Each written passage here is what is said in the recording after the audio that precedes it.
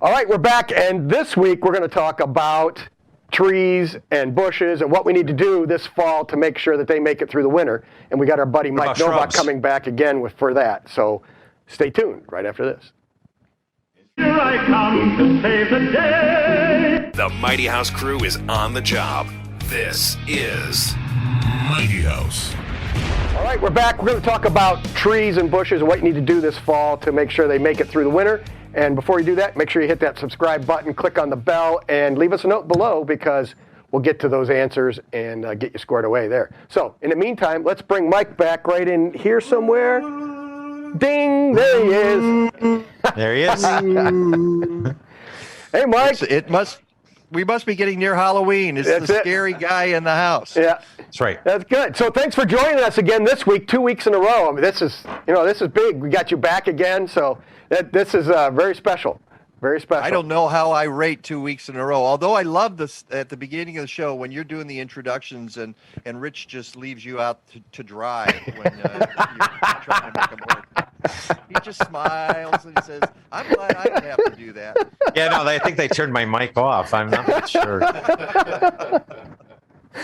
So, Mike, again, if they didn't watch part one of this, go ahead, give us your info, MikeNovakShow.net, and where can they find you? Well, actually, it's just MikeNovak.net, MikeNowak.net. You can find us. Whoa, sorry, didn't mean to poke you in the eye there. Don't hit me. Don't hit me. I feel like I'm back at grade school. Don't hit me. Don't take my lunch money, please. But you can also go to YouTube, The Mike Nowak Show on YouTube. And by the way, for folks who want to know, we stream live, unlike you guys. You used What are you talking about? This is live. We're doing this right now. It's live. Right. We'll do it live. Yeah.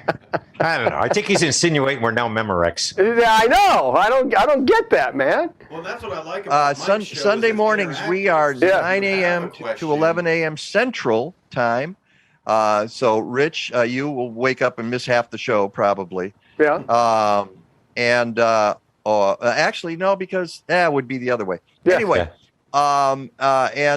We talk the environment, we talk gardening, we talk green living, we talk sustainability. We have a fantastic meteorologist. I was just talking to a guy who was pitching me. I don't know if you get these anymore, but I just had a guy call me tonight who just wrote a 500-page book on gardening that he wants me to read. And then, yeah, it's like, well, that'll only take me 7 or 8 weeks.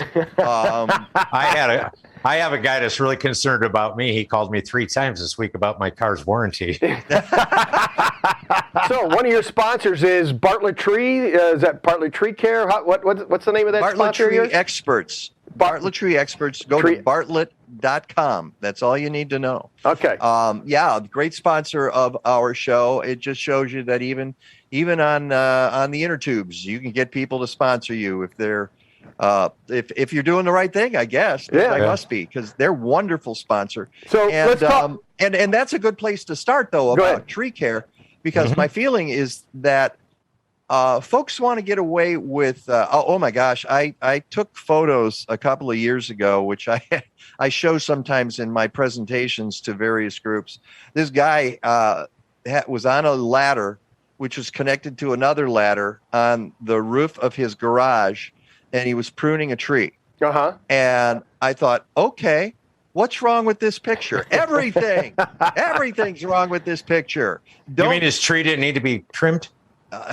No, he didn't need to be climbing up on ladders that were connected to other ladders at various angles and think that he was going to walk away safely. That's why men don't live as long as women. Right. Exactly. And there was even a worse one a few years back down the alley. I see people do this all the time. Yeah, I prune my trees, but if it's serious pruning, nope. I'm calling an arborist, a certified arborist. And that's why even if you're not going to Bartlett, because they're not in all parts of the country, they're in a lot of parts of the country. But call an arborist in your area if you need serious tree work done. There's no point in endangering yourself. All right. And they're going to prune it correctly. They're going to all kinds of services they can do now, fertilization, aeration around roots. They have these cool tools now. Yeah, well, they stick these guns in the ground and they like blow apart the soil, and it provide, if it's really compacted, and it gives the roots a chance to take up some oxygen. So it's amazing stuff they can do. Cabling and bracing, if you got a tree that it's got two branches and they can hold them together, and the thing can last for decades because of that. So my advice is, first of all, get to know your local arborist. If you've got trees and you value them, and as you guys know, trees add to the value of a property, especially Big mature time. trees. Yes. Oh yeah. Huge Big difference. time. Yeah. And they also protect homes from heat and from wind. There's lots of reasons why you want to have mature trees on your property. So that said, I'm not climbing 30 feet into a tree to prune anything. Chicken. You bet. I am. I don't even like power saws. Okay. I don't want. Ron, we put up that picture of Mike cleaning his gutters every now and then. Right. Yeah, we do use that picture. Yeah, laying on the roof, leaning over the edge. Yeah. Yes. Except it's not me. So other than that, I don't know. It sure looks like you. I know it looks like me. And don't you tell my friends that's me. Okay. Prove it's not you. But so that's my first bit of advice is that don't be afraid to call an arborist. A lot of them will come out the first time and give you your property look-see, and it won't cost you anything. And if you like what they have to say, then you hire them. You bring them on to the property to do the work. That said, there are a lot of simple things you can do to take care of your trees and shrubs as we head into the winter. Now, one of the things I'm going to recommend is don't prune.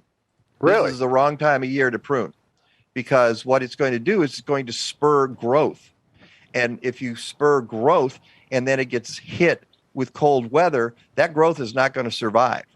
And so if you haven't pruned your tree, let it go, especially conifers right now. Conifers, and you mentioned earlier, Ron, about shrubs being too close to the house. Well, basically, if it's too close to the house, you planted a shrub, you didn't know how big it was going to get. Right. And now it's gotten much bigger than you can control. And that's because you probably neglected it for a number of years. No. And now you. No, not say you, it's huh? not so. No. It didn't fit under the lawnmower. Yeah, exactly. That's the only reason. That's it. Ron's way of dealing with plant material is very simple. Just get the lawnmower out.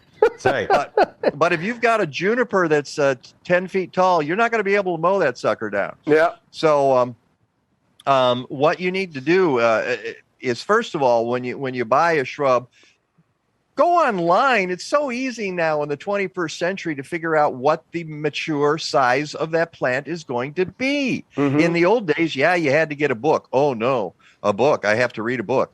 But now it's even easier. You just look it up and say, what's this going to? So when you get the book and you've put this tiny little shrub in front of your building. 6 inches from the house. 6 inches from the house, and then you look it up, and it's going to be 10 feet 10 feet wide by 15 feet tall, you've just made a mistake. So you might want to move it before it gets too big. Yeah, no, they just leave it there, and they just leave it there, and then it grows up through the house, through the gutters. It's pulling the gutters down. It just makes a big mess, and it's like, why did you do that? And then they won't take it down because it's 10 years old now. It's to allow the raccoons and squirrels on the roof. Exactly. Yeah.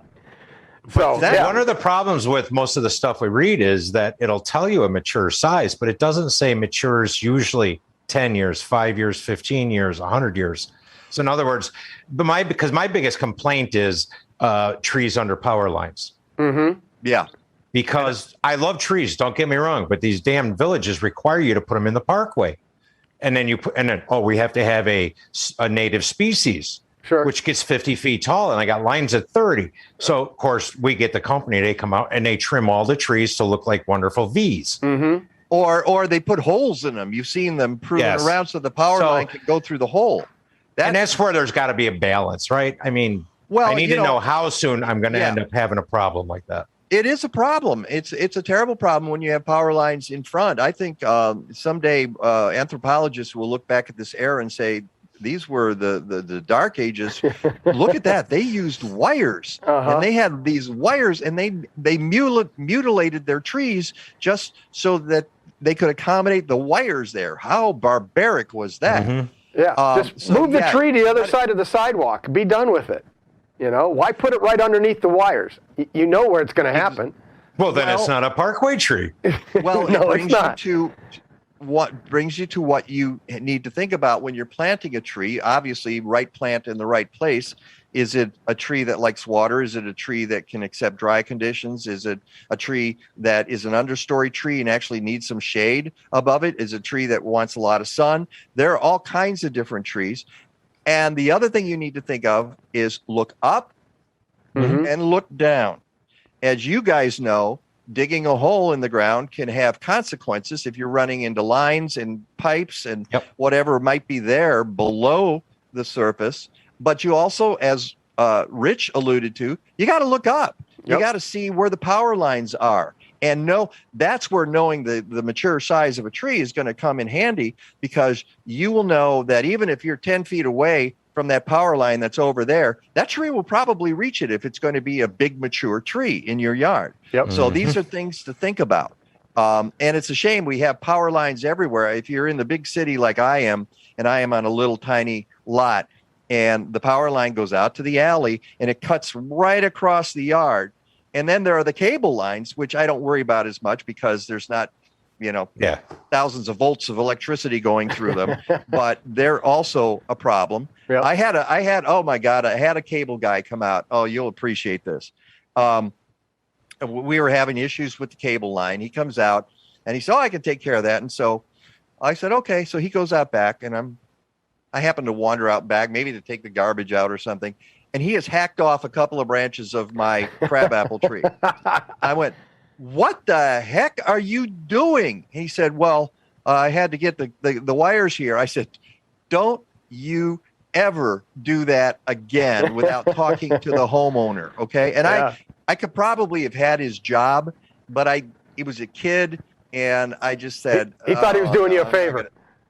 I'm doing it because I am smart enough to know how to fix that on my tree. I can prune it so that the damage will be minimal. But I was stunned that they would let, and it was a very popular cable company that many of you have, gazillions of you have in the United States right now. These are all things you need to think of when you have a tree. Now, as we get into the fall, other things you need to think about is if you planted a new tree this year, you need to think about water.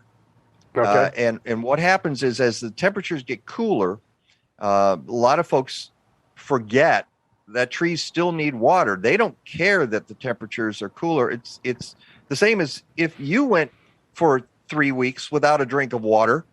You'd probably feel the effects of that. Same thing with your tree. So even if you're experiencing a dry fall, and it's odd how people lose track of that because the weather's cooler. They assume that the plants can adapt. Well, they can't. They still need water going into the fall because they need to get ready for the winter. Well, you just don't think it's going to evaporate. So it's cool, so the water's not evaporating. So the water I put on 3 days ago is still fine. Yeah, and especially conifers, because in the winter, deciduous trees lose their leaves, so they're not evaporating water through the leaves, okay?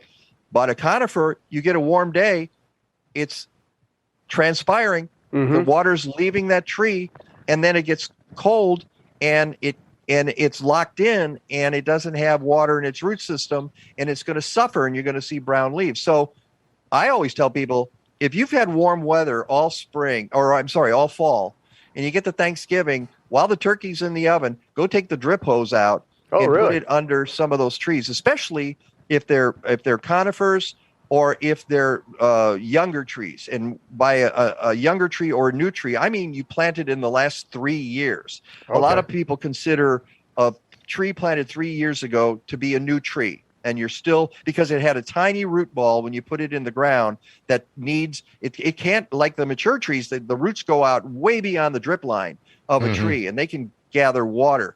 But a new tree's got this little tiny root ball that might have started to expand, but you got to help it out. Right. Okay. And is this a good time to be planting a new tree this fall? Yeah, actually, a lot of trees do very well planted in the fall. You should, again, depending on what you're growing, go to your extension service or to a local arboretum. Here in Chicago, we have the Morton Arboretum, which is wonderful. You can go to mortonarb.org anywhere in the country and look up trees from the Morton Arboretum. But find out what the species is, what its requirements are. A lot of them do very well if you plant them in the fall. Excellent. You really don't want to plant a tree in the heat of summer because then you're watering it all the time just to keep it going. At least in the fall, the ground takes a lot longer to get cool than the air. So even though it seems like it's very cold, the ground is warmer and the roots are still growing. So this is why it's a good thing. And you're not worried about it losing all its water through its leaves because they've dropped. So it's a good chance or a good time to plant a tree. Excellent. Okay, so bushes, we can plant those any time of the year, or is it bushes better in the fall? That'd be a shrub care. Should we be trimming those back right now also? What I will tell you is don't do what a lot of landscape companies do, which is they get out there in the fall and they're cutting everything into ball shapes. And they don't care what the plant is. So what, and there's a rule of thumb with shrubs, especially flowering shrubs. We're not talking about yews and junipers so much, but we're talking about your crab apples and your forsythia and other plants like that. You prune it right after it blooms. Viburnums, that kind of thing. Hydrangeas. You want to cut it right after it blooms so that it has a chance to set buds for the next year. So the problem is a forsythia blooms in the spring. You cut it in the fall, you just cut off the blooms for next year. Got it. And you have to look up a plant, but the rule of thumb for almost any flowering shrub is to prune it immediately after it blooms. So just as the blooms start to fade, that's the time to go in and reshape it if you need to do that. Excellent. All right. Well, I think we're going to wrap this up and get this all squared away for you. We talked about, go look at part 1 if you want to know what to do for your yard and for your flower beds. Part 2 here is all about the trees and shrubs. So with that, we appreciate your time, Mike. Thanks for coming back 2 weeks in a row to help us out. And I had to traipse through the snow just to get here for the second week. Yeah. It was crazy. I don't know what weird snowstorm in September. We appreciate your time. Go to MikeNowak.net, and it's the Mike Nowak Show on YouTube. And I'll put the links down below so you can go check his stuff out. And in the meantime, keep it square and level. Until next time. There you go. All right. Hey, see, Sonar, he got that one right that time. I got it right. Wow. Is that what it is? It's because Mike's here. I feel the pressure of having a real radio person on the air with us. So.